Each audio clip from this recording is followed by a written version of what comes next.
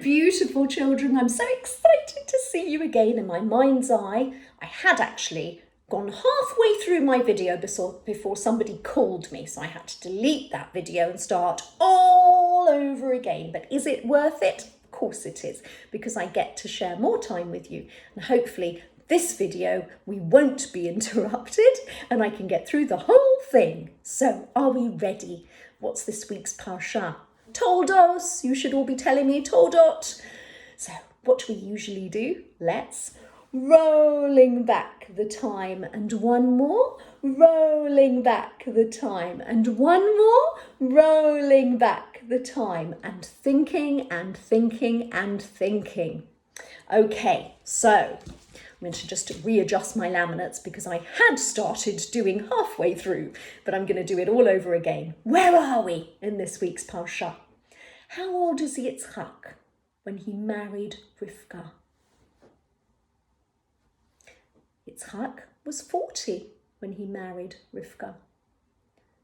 And how long did they have to wait, Yitzchak and Rivka, who was very beautiful, ki tovat marehi, she was so beautiful.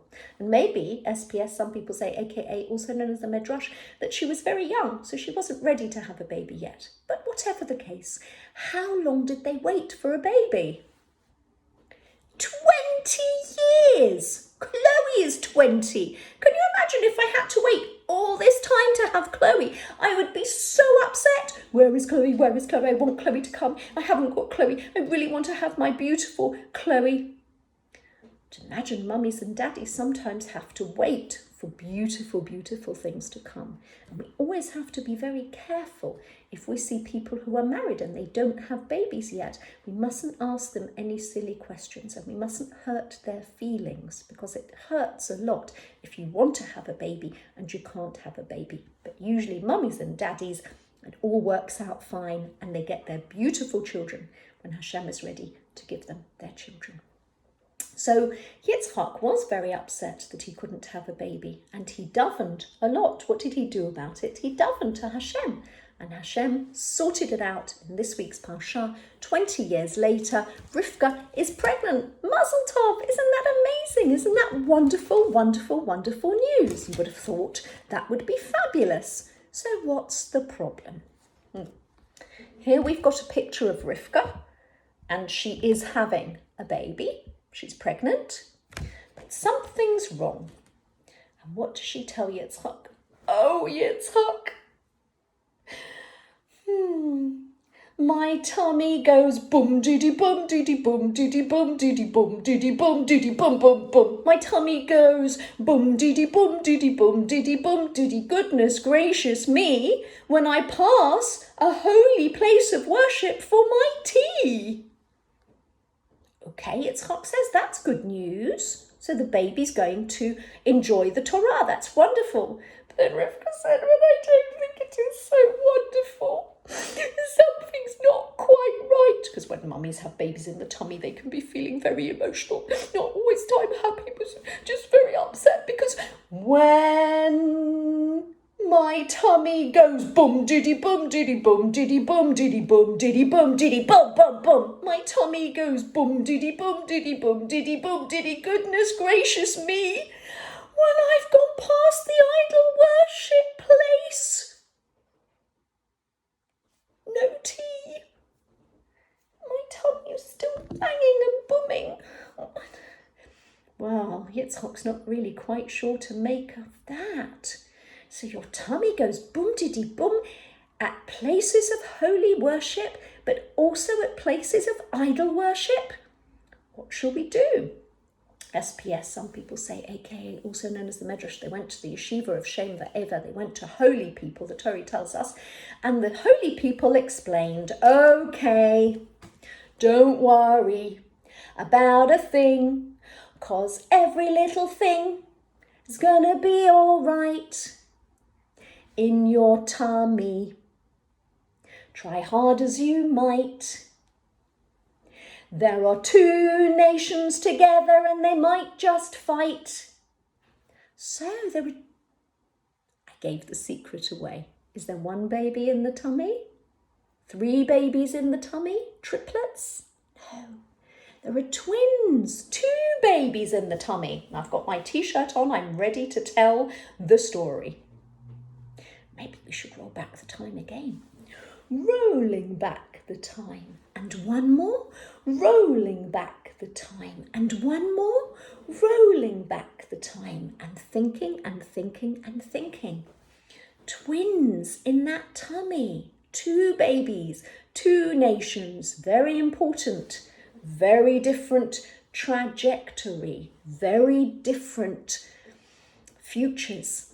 Very different important things are going to happen to those nations. One nation we continue with is our Jewish nation. We are descendants of, shall I give the game away and tell you the twins' name? No, I'm not going to. And another nation, very important, but not going to keep the Torah, has also come out of Rivka's tummy. Okay, so now we have the answer. An eternal struggle. They're fighting. Which baby is going to come out first?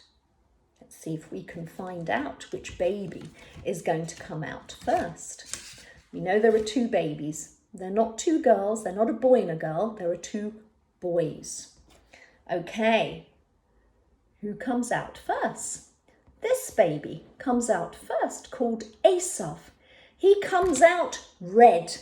He comes out hairy. He comes out fully formed. Now, usually if there was my children's service, I'd get a daddy to show us his arm because usually they're very hairy. Not all daddies are very hairy, but a lot of daddies are hairy, and some of them are much more hairy than mummies and us. We're less hairy than men. So I usually use a daddy, but there are no daddies to show. And before the sweetie man comes home, we'd have to have a bath and a shower, and he'd be too smelly because he's a butcher. So we're not going to wait for the sweetie man. Trust me, Esav comes out hairy, fully formed. That's why they call him Esav, complete. He comes out complete. Is he complete and 100% good? Well, we're going to chat about that. But he comes about complete. So who's the other baby coming out? Well, I have to say I didn't draw this picture of the baby, and it's not the best baby picture I could find. But out comes Yaakov. And can you see that Yaakov's holding on to baby Esav's heel? And therefore he gets the name Yaakov, heel, eternal struggle. Who knows who was meant to be born first? Looks like there was a fight going on already before the babies came out. And Yaakov is holding on to Esav's heel, an eternal struggle. So we're going to watch this space. We know that there's going to be a struggle. So what's the difference between the twins? Now, usually twins are very close together, and sometimes they even speak their own rubbish language. Now, we might think it's rubbish. The twins understand their language. They're usually very close, and some of them might be identical when they look exactly the same. Obviously, these twins, Yaakov and Esav, are completely non-identical twins. Are you a twin? Shout out if you're a twin. Tell me what the name of your brother or sister is. Tell me what it's like being a twin. I'd love to know. Shout out now what it's like, how you get on with your twins. Yeah, nice to know. What's the difference between Yaakov and Esav? Well, Esav is the great pretender. He pretends to learn. He pretends maybe he's interested in Torah. But he doesn't pretend at one mitzvah. He has one mitzvah, and the mitzvah that he has, he's very good at. And that is kibud av v'em. Not so much v'em, maybe more kibud av. Because the Torah tells us that Yitzchak loves Esav. Why? Because the taste of the game is in his mouth. Esav would bring back, he would hunt. He would be a good hunter. He would trap with his bow and arrows. He would be very good. And he would be able to trap delicious game, delicious food for his daddy. And he would cook it and make it. He would put his best t-shirt on, his best clothes on, SBS, some people say, aka the Midrash. And he would take great pride in serving his daddy. But at the same time, maybe he was trapping his daddy to think that he was interested in Torah, but he wasn't. So did Yitzchak really know Esav? Or maybe he really knew Esav and he hoped Esav would change. But Yitzchak loved the taste of the game in his mouth. He really maybe believed what Esav was showing him.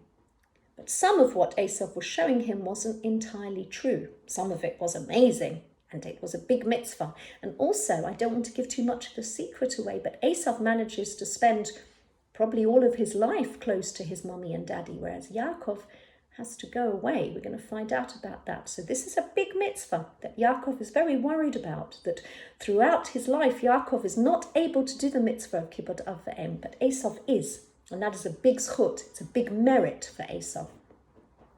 But Rivka was not at all stupid. Rivka could see Esav exactly as he was, and she loved Yaakov. Okay, so roll on a bit of time. SPS, some people say, aka also known as the Midrash, that at this point, it's possible that Yitzchak, what was going on was that Avraham had passed away. SPS, some people say, aka also known as the Midrash. And so, therefore, what was happening was that it was the time for lovely Esav to give up something, because Yaakov had a plan. In came Esav from the field.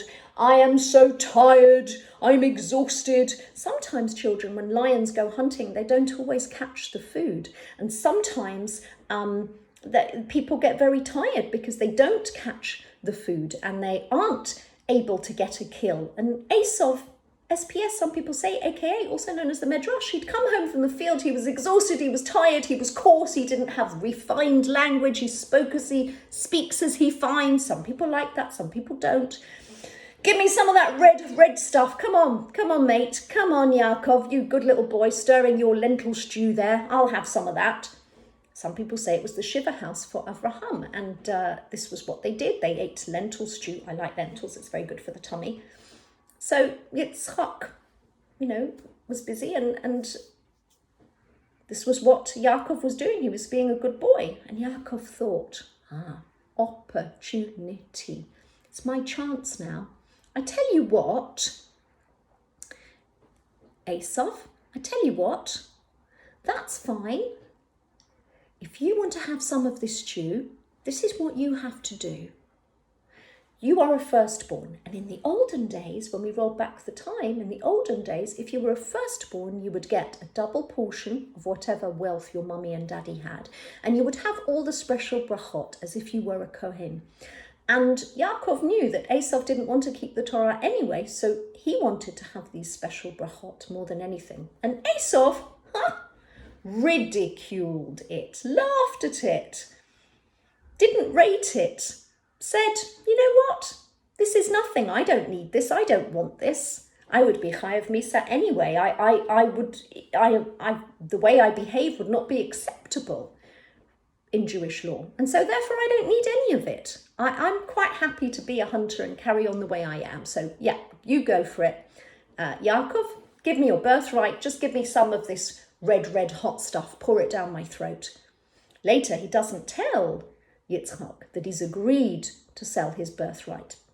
But we'll come back to it. Only much later on he tells it. And he tells it as if Yaakov has tricked him. Did he trick him? Well, could think about it. It was an opportunity. What do you think? What would you have done? So, Esav the hunter and Yaakov, who likes to be in the tent learning, and there is the hot stew that Yaakov gives to Esav for the birthright. Okay, it's a perfect opportunity because Esav does not believe in Hashem and pokes fun at Yaakov over the birthright. Okay, roll on some more time. Yitzchak knows he is dying. Yitzchak's eyesight is dimming. He knows he's dying. So he calls Esav and he tells him to go hunting with his weapons. Take your bows and your arrows and go and catch some venison for me to eat. And then I will bless you. So Esav says, bye, Daddy, off I go. In the meanwhile, Rivka hears that. Oh, no. Rivka steps in. Yaakov, come over here. And Yaakov says, but I can't do this. My daddy will think I'm a cheat. I will get cursed. And Rivka says, no, your curse is on me. It's not on you. You do as I tell you to do. This is what I planned for you. Here we go. How are they going to convince Yitzchak that Yaakov is Esav? Well, they've got to do something about the hair. First of all, SPS, some people say, aka also known as the Medrash, that Esav's wives, he married 2 women, Hittite women, and they liked to do idol worship and they weren't trustworthy. And even Esav, SPS, some people say, aka is known as the Medrash, didn't trust. Some people say they didn't trust. He didn't trust them, even with his hunting clothes, in case they put magic spells in them. Funny, isn't it? So Rivka had his hunting clothes. So Rivka could give Yaakov hunting clothes and he put them on, and then she covered his arms and neck in goat hair so he would be like goat, rough, not smooth. And she said, come on, I'm going to get me 2 baby goats, and your daddy will like that baby goat because it will taste like venison, which is what your daddy wants. And that's what your daddy wants, to bless the firstborn, and that's you. That's not Esav. So, along goes Yitzchak into the tent. Along goes Yaakov into the tent of Yitzchak. Yitzchak's older, that's Yaakov, Right, well, Yitzchak is a bit suspicious. Yaakov says, it's me, Esav, is your firstborn. Because he said, who are you? And he says it in a way that could actually be interpreted, it's me, Anochi, me, Esav b'chorcha. Esav is your firstborn, depends how you want to hear it. But Yitzchak is very suspicious because he says, how come you've come so quickly? Because Yaakov has said, please sit up and I'll give you to eat. It's not the sort of way Esav would speak. And Yitzchak says, well, how come you've come in so quickly? And Esav says, well, that's because Hashem has blessed me. That really puts the cat amongst the pigeons. And now Yitzchak is extremely suspicious and thinks, okay, so there's something really odd here. There is no way that Esav would say, Hashem has blessed me. So it's funny, you see, Yitzchak, even though you want to believe that Esav wants to keep the Torah, but you're suspicious of the way he's speaking. You're suspicious that Esav would say, Hashem has blessed me. That's not Esav's talking. So Yitzchak is getting a very rude awakening to actually the truth behind both sons. So Yitzchak gives him the food and the wine. It's very tasty. And Yitzchak also asks to kiss Esav, who he thinks is Esav. And before he does that, he says, Hayadayim hakol kol Yaakov, this voice that you've got, it's the voice of Yaakov, Hayadayim yedei Esav, but the hands with the hair, that's Esav's hands. Who is here in this room? Still, Yitzchak is a little bit suspicious, but he thinks, you know what? No, it must be. It must be because the hands are Esav. It must be Esav. I was right to bless him. I'm going to bless him. This is the son that I need to bless. I feel it in my bones. I feel it that it's right. And he also asks for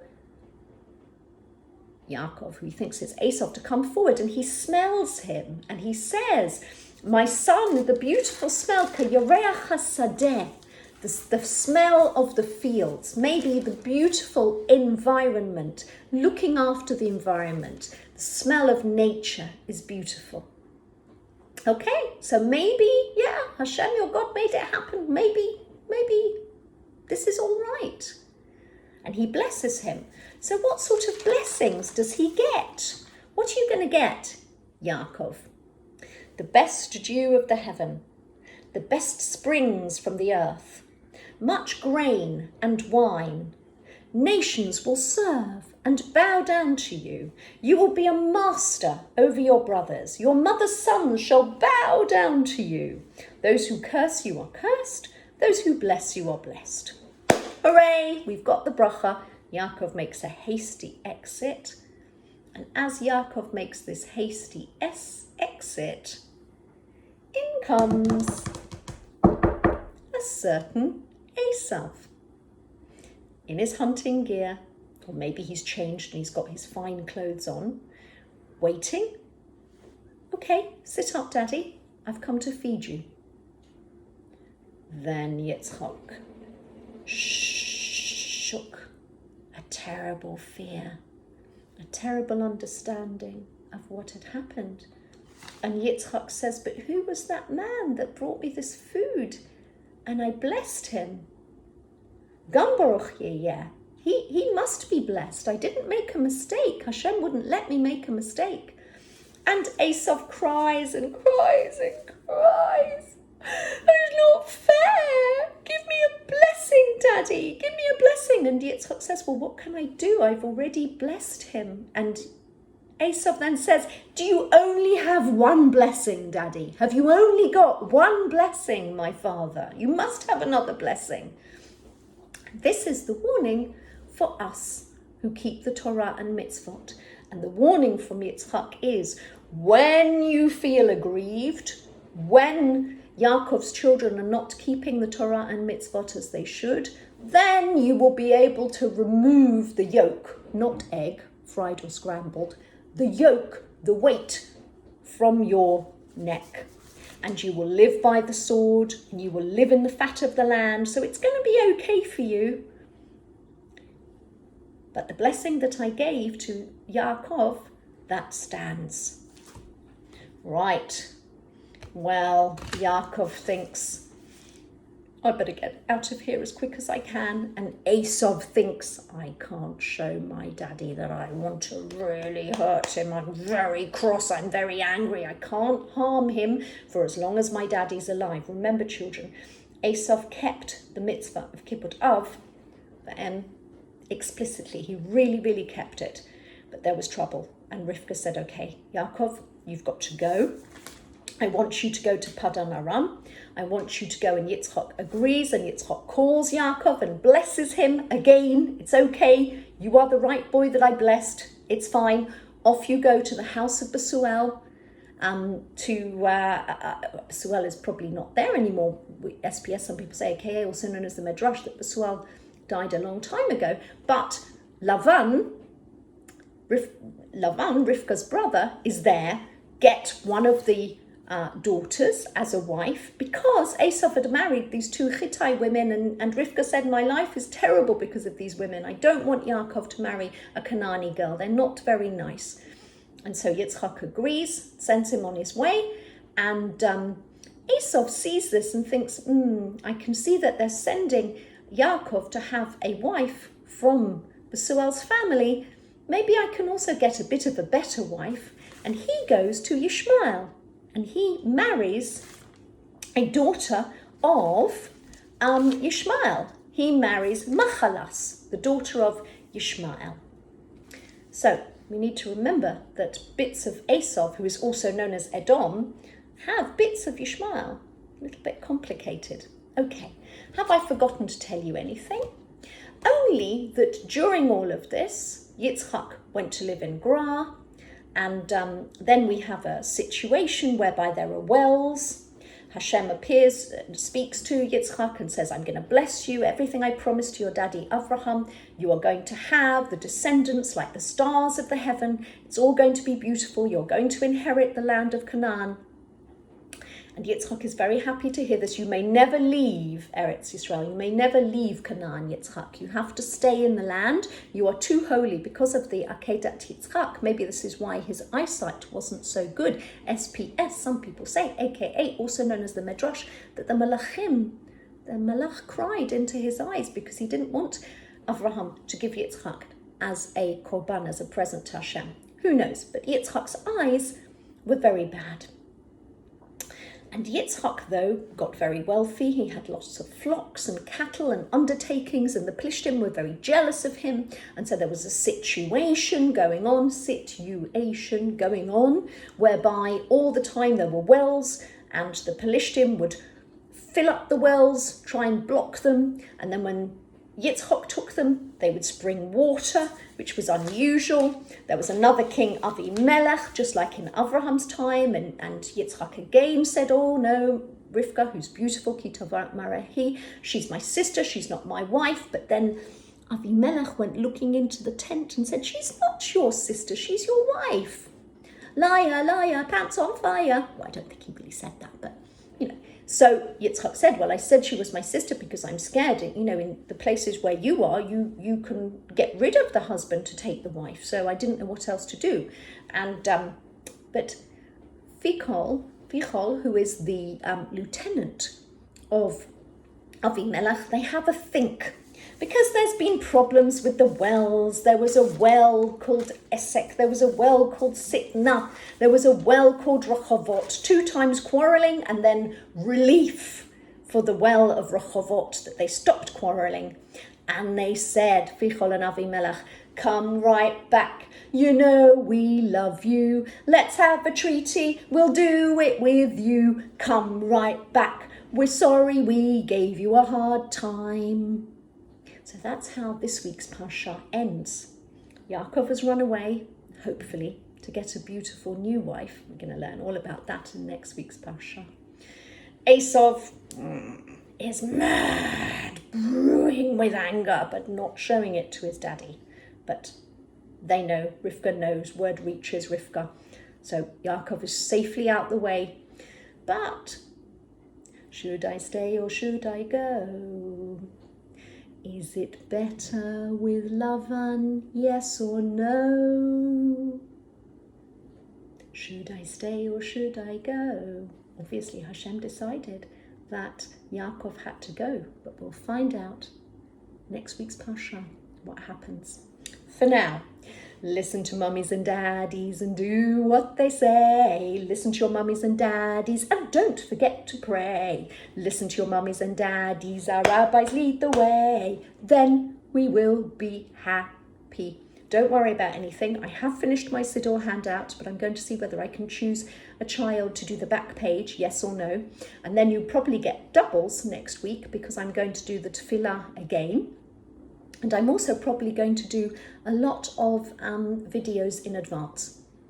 So don't you worry. See you soon. Take care. Bye.